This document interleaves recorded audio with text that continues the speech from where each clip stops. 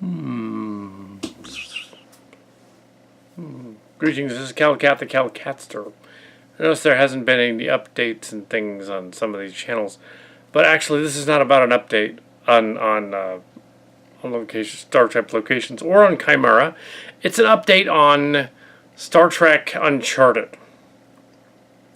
Yes, apparently some of the fan complainers of Star Trek Uncharted it's a fan story, have come out of the woodwork in the last 2 days, and I decided to chime in since I was one of the instigators of the complaining back in the day, 2 years ago. I thought it would be kind of fun to chime in. Since what Star Trek Uncharted was back in 2015, plans for Star Trek Beyond were in the works. The new Star Trek movie, which came out about a year later. Actually, it was probably already in production at that point. And so Paramount went to all the sites to check their domain names out.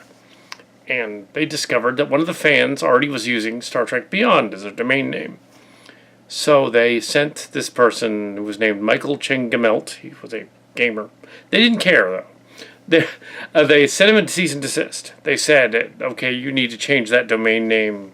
We own the name Star Trek, and we're going to make a movie called Star Trek Beyond, and that's going to confuse people. He took it down and changed the name to Star Trek Uncharted. That's all it should have been. But back in 2015 in the summer, it became the biggest, hottest thing on YouTube, including interview videos and scriptwriter people and non-scriptwriter people and fans, and everyone chimed in to sing the praises of his friends chimed in to sing the praises of his awesome Star Trek pitch idea. The caveat here is that I'm not going to go and insult the character. This person, I don't know who this is. I'm not going to do that. I already went into the script and stuff on my channels and reviewed the script, the teleplay that he wrote. It's a mini-series teleplay that he wrote. It's longer than it should be, let's say. But since then, he rewrote it 6 times and took out some of the cliched elements. I still don't think that any studio will take the script in its current form today, 2017. I don't think so. Anyway, so did he actually pitch to Paramount? Well, judging by his website, I would say no. Because what he claims to have told the Paramount people on his website, currently there's some, well, it's old. There's some stuff from 2016 in there. And it says that he reportedly went to the Paramount people, didn't say who, didn't give any names, and told them about the Star Trek legacy, the diversity in Star Trek, the wonderment of Star Trek, of putting in a new galaxy. That seemed like a good idea. Abandoning everything only to have some things stay the same. The Federation in decline, and have them having the Stargates to go to Andromeda and all this other stuff that seemed very outside the box, but ultimately a little cliched. It just didn't. It wouldn't have sold if he was a production person, if he was a writer. The bottom line of several long rants online, including my own here from August of 2015, is that, yeah, there's no way they would have taken it even if he was somebody as famous as Michael J. Skrinsky. I watched about half of this rant here. I could have summed that up real quick. Later on in 2016, there was so much fan enthusiasm that Paramount was flooded with emails and spec scripts. They posted on their website saying, look, guys, here are the guidelines. We do not accept any unsolicited, unagented material at all. We will discard any material sent to us. I posted the links to that and some of that on TrekCore the day that broke in 2016. Star Trek Beyond was about to come out. It wasn't long after that the Star Trek guidelines came down that basically kind of, and I wrote about that too, and I complained about that, in which the guidelines are too harsh, and they basically have told the fans they can't do anything creative, or expensive, or of course charge money. This is all because of Axanar, which was another fan film that was going to be very out there. I have fan films out there, but I do not make any money or any profit, so there's no problem there. But that's not relevant. Here we're talking about the Gamel, Star Trek Uncharted. And so did this thing go anywhere? Well, according to his pitch, and it's really an odd thing, he was basically preaching to whoever he talked to at Paramount that, and according to this other online blog that talked about it recently, he was telling them how great, using the talking points from Star Trek, using the talking points from Roddenberry and Straczynski and Michael Dorn and Jonathan Frakes and even Harv Bennett and some other people. He sort of like reimposed them into his own words, but it's clearly Bennett and Braga and Frakes and those guys that he just extrapolated their information and sort of just copied it, which is disingenuous. He shouldn't do that. We know he did not pitch because of those guidelines in 2016 that said you can't do that. Now, those guidelines may have not been up there in 2015, but they were definitely up there in 2016. The main guidelines were put up there later in 2016, which then J.J. Abrams himself said, okay, well, the lawsuit with Axanar will eventually go away. We're not going to enforce a lot of these rules later on. We got in there and told them some of these rules are dumb, so don't use them. So they pulled back on some of them. They said, the one about the length of episodes. Why did we say that? That's no, you can be any length you want, but really that was just guidelines. They loosened up the rules a little bit since then. Fan film agents that contact the studio can get a 301 thing and do a little backdoor thing and say okay, we our parodi's not going to make any money, and we're not going to use the main thing. We'll say it's a Star Trek parody, and we'll put all or we'll say it's a fan film, and we'll acknowledge your copyrights. Then it's okay. And then they say, well, still, it seemed to work with Continues at this point. Star Trek Continues was allowed to finish their series. Not so much with Phase 2. The fan film Star Trek Chimera is allowed to finish and put on its fan film. So cool. That's great. But we don't have much. So it's good. They have not contacted us, but it falls under the radar. So the in the know people have said, don't worry about it.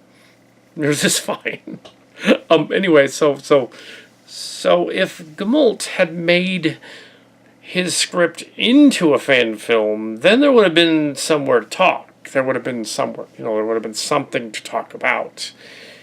The idea from this pitch thing that he allegedly did was that he wanted to be a showrunner, and he wanted his show to have a show's Bible, which is good for a story writer to write show's Bible. Nothing wrong with that. Characters and development, nothing wrong with that.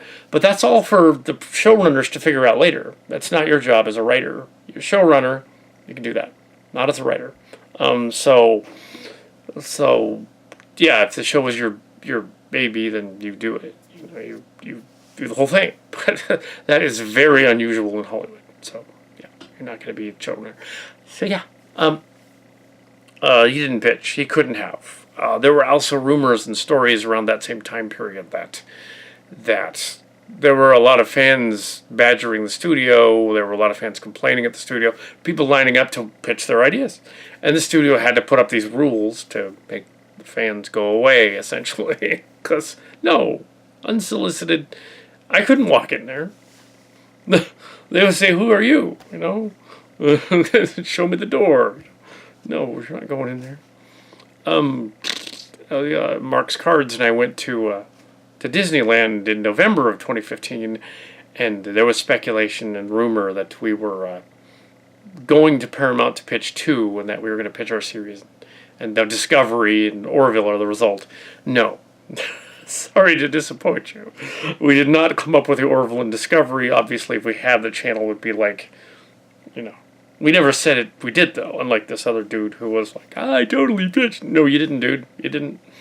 We didn't either. Disney, yeah. Now some of our stuff appeared in, or some stuff of people we knew appeared in Star Wars Episode 7, and a little bit in Finding Dory, and a little bit in teeny little bit in Coco, a teeny little bit in the Go Dinosaur was actually playing, so we can't say that we were in that at all. It's a coincidence that guy sounds like Clint Cowpoke, but it's fun that it's to speculate. But no, that weren't me. Oh, sorry to disappoint you. But yeah, and Star Wars Episode 8, they used some elements of the space battle. Of course, the idea of what the space battle was not ours specifically. Many people and fans and other people out there that actually probably were in the know thought of the same things that happened in the space battle in episode 6. So I would say coincidence in that case. That it's a coincidence. We had nothing to do with that. Unlike this guy on a Star Trek blog going on about how he actually did, and clearly making it up. Yeah, well, nobody's going to catch him on it except some fans. But yeah, and he didn't. So that's my little thing. If it couldn't happen, they wouldn't allow it. They wouldn't allow people to walk in there and pitch. They didn't know anything. They did allow the Trek Yards guys onto the set of Continues and onto the set of Discovery, apparently, which was cool. They did allow those guys to do that because they were in the know. They knew somebody. To go on the set and see that. They also allowed them on the set of Orville, which is cool. We were not on the set. If we'd been on the set of any of those after the NDA, we would have been like, guess where we were? We were on set. I was actually going to be in another fan series, but that fan series has fallen by the wayside currently. It's no longer a thing. But it's not Chimera. It was called Excalibur. No, I was going to be in that. But as a writer, I wasn't going to. I might have had a bit part, but it didn't happen. So, bit part. I was. Let's see, what else have I done since then? Anything? No, just local stuff. Anyway, voice stuff, voice acting stuff. Yeah, the Transformers in the 2015. I was. Doing a Transformers Robotech parody.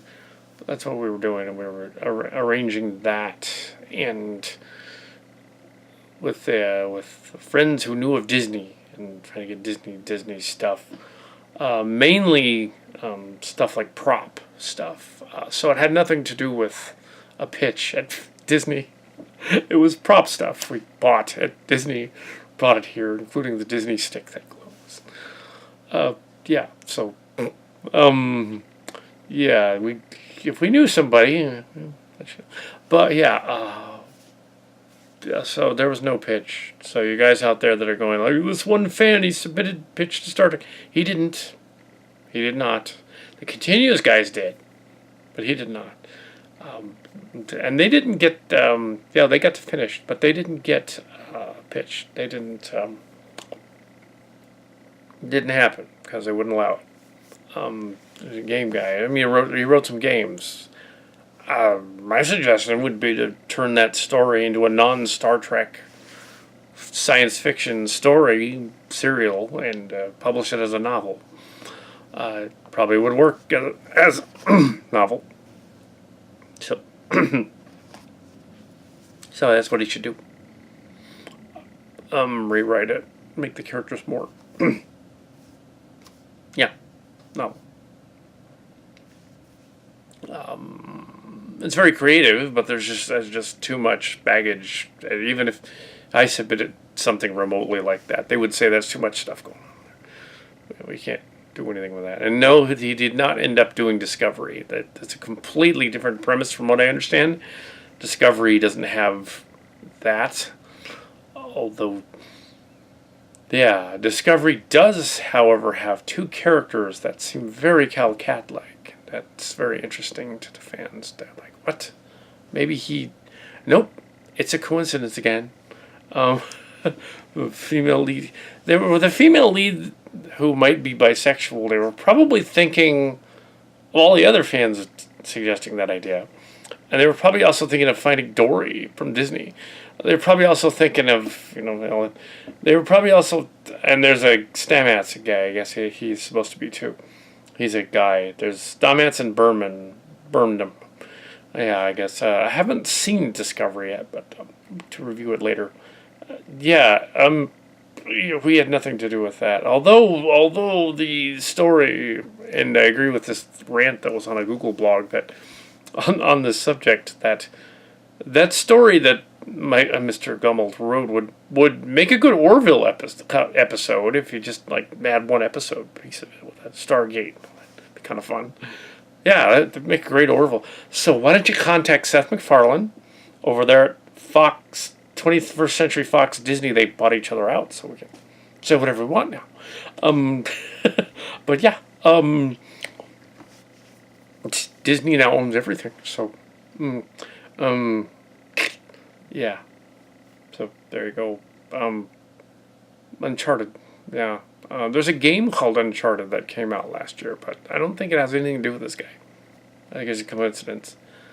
And I don't know anything about it. I think it's about, it's different. It's about, Uncharted, space and reaches and ground, and it's a multiplayer, massive multiplayer, search game with, I think it has, not sure if it has monsters or dragons or something. I haven't really read about it. But actually, his thing seems more like Destiny anyways. And no, I had nothing to do with Destiny. I have to do with distant destinies, yes, but not Destiny. And Starcrackers, yes, I had to do with that. But yeah, and several other things, other projects as well. Silly Trek, Starship Locations. Have everything to do with Starship Locations. But yeah. And then I get to write my own universe, because... but yeah, the Chimera movie will be a Star Trek parody, using the Star Trek names, just as long as I say parody at the end, and those are characters created by Gene Roddenberry and company. Then it's good. So, yeah, So as a Trekkie fan, don't go out and say you pitched for Star Trek and then flood the internet with stuff saying, look at what I did, I'm amazing, and then preach about how Star Trek is diverse and wonderful and everything, when you know full well you didn't. Just don't do that, because they're going to find out real quick. But